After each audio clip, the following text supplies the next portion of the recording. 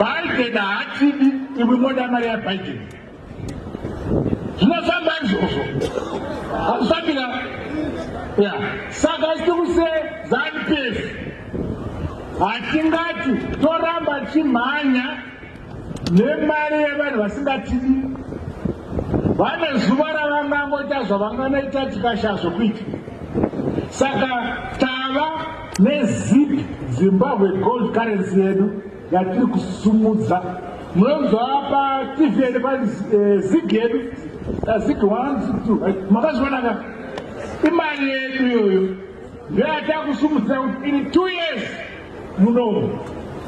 In 2 years kure tichasvika pokuti kana ndavona ini kuti aiwa ZIG yapinda kose kose, makoini apinda kose kose, mari dukwane change yapinda kose kose, ndozoti aiwa nguva yasvika yekuti nyika ino yakungoshandisa ZIG. Tichasvika ipapo. Kana ukaenda kuchitoro kuna ma-US wokurambira,